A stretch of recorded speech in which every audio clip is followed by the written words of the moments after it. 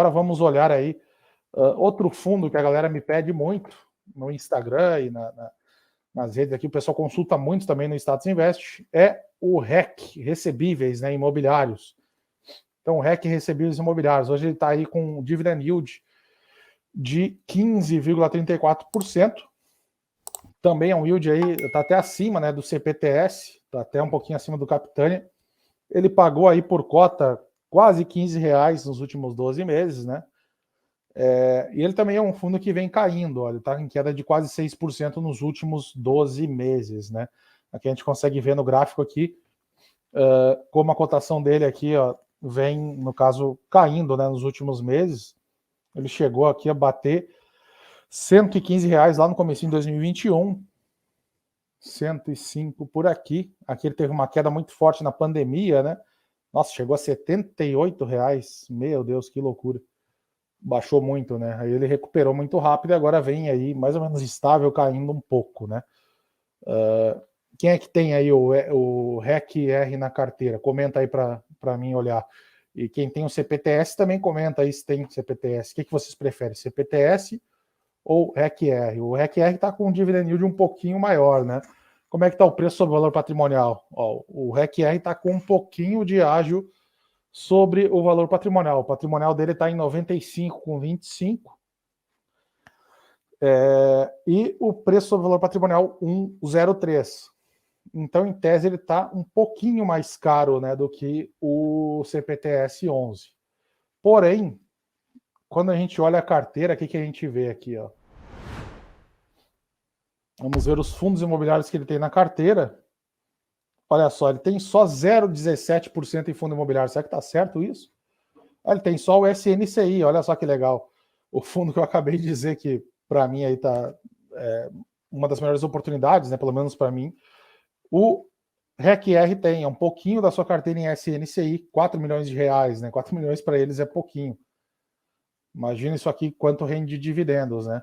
38.200 cotas. Então, o REC-R tem um pouquinho só de fundo imobiliário, 0,17. E como os fundos imobiliários em geral, os fundos de fundos, todo esse segmento da indústria, ele está caindo muito, né? É natural que os fundos que tenham outros fundos na carteira, ou uma parte relevante, também caiam, né? Então é por isso que o CPTS ele acaba também estando com um preço sobre valor patrimonial mais baixo do que o REC-R, e inclusive aí a cota dele também tenha caído mais, né? Porque ele tem mais fundo imobiliário. Como o REC-R tem mais recebíveis, né? Que são esses títulos que eu já expliquei que financiam o segmento. O pessoal está falando que tem os dois, né? A maioria ele tem os dois. Tem o CPTS, tem o REC-R. Bacana. Então aqui, como ele tem mais recebíveis na carteira, então ele naturalmente ele é um pouco mais protegido dessa volatilidade, tá? E ele naturalmente ele também surfa melhor, um pouco melhor que o CPTS, né, nessa questão de CDI mais alto, de IPCA também, né? Então é mais ou menos essa dinâmica. Por outro lado, ele tem talvez um pouco menos de potencial de ganho de capital do que o Capitânia. Justamente por isso, uma hora os fundos imobiliários podem voltar a subir, né? E o CPTS aqui talvez ele seria um pouquinho mais beneficiado. Vamos olhar o histórico de dividendos dele, como é que tá, do REC-R 11, olha só. Agrupar por ano. E aqui a gente vê mais ou menos uma lógica um pouco parecida, né, do que do CPTS. A gente vê um fundo aí com uma certa estabilidade. Veio aqui caindo esse ano, depois subiu um pouquinho, agora caiu 2022. Mas aqui na verdade não caiu, aqui é porque só pega 6 meses aí, 7 meses, né? 6 meses. Então, esse ano ele está pagando, na verdade, a tendência aqui é quase dobrar isso aqui, talvez, né? Então pode chegar aí próximo dos R$18, que seria um grande salto, né, em relação. Tudo aí é feito da Selic, do IPCA maior. Então ele tem pago aí dividendos bem robustos, né? Aos seus cotistas. Aqui a gente consegue ver os últimos dividendos. Olha só, ele chegou a pagar 1,72 no mês de junho, né? Muito forte. Aí esse mês já caiu, né? Esse mês foi para 1,15. Só que o pessoal tem que ter em mente, tá? Às vezes a galera olha só o dividendo super alto ali, 1,72. Vou comprar porque o dividendo é muito alto e vai continuar pagando. pessoal, isso aqui geralmente oscila, tá? Isso aqui é oscilante.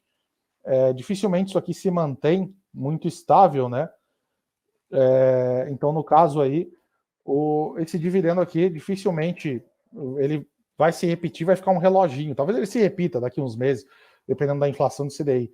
Mas fundo imobiliário, principalmente de papel, e esses fundos que pagam quase toda a correção monetária meio que imediatamente, eles são assim, eles oscilam bastante, né, os rendimentos, os dividendos. E tem alguns fundos já, por exemplo, o próprio SNCI que a gente falou, ele já é um fundo que estabiliza mais, né, a sua renda. Então, o SNCI, por exemplo, ele tem mantido aí em torno de 1,30, 1,40 e não foge muito disso, né? Já fundos como o REC-R aqui, por exemplo, está bem oscilante, né? Aí 1,72, 1,15, então ele tem oscilado. E isso é sempre importante o investidor ter em mente. A renda com fundos imobiliários, principalmente de papel, não é um reloginho, ela vai subir, vai descer, especialmente conforme andam os índices, né, os indicadores aí econômicos. Beleza? Então o REC-R foi mais ou menos isso, né? Só lembrando que não é uma recomendação de compra, a gente está apenas observando aqui alguns dados, né? Eu recomendo, inclusive, que vocês, aqui o Status Invest, eles nos mostram um overview da carteira, mas para vocês terem mais detalhes dessa carteira aqui, que forma, né, a parte de recebíveis do fundo, aqui, ó, True Securitizador e tal, aqui os valores, o ideal é que vocês acessem o site, né, do fundo e leiam aí os relatórios mensais. Lá vocês vão encontrar tudo ali, os detalhes de indexadores, né, desses ativos. Vocês vão ali encontrar também, no caso, garantias, né, como é que foi amarrada, o que está dentro daquela operação, o que aquela operação está financiando de fato, quem é o devedor, se está inadimplente, né, nível de inadimplência, isso aí tudo vocês encontram aí nos relatórios mensais dos fundos. Eu recomendo muito que vocês olha só que legal isso aqui também, fundos que têm o REC-R no portfólio, tem vários fundos que têm também o REC-R, o próprio fundo de fundos tem o REC-R no seu portfólio. Então é mais ou menos isso, eu recomendo que vocês entrem aí, acessem, né, os relatórios para entenderem melhor como é que esse fundo está fazendo dinheiro e como é que são aí as perspectivas, né? Tem alguns fundos imobiliários que geralmente, principalmente de papel, tijolo também, mas de papel eu tenho visto bastante também, eles têm uma gordura, né, de resultados aí acumulada. Então, na prática,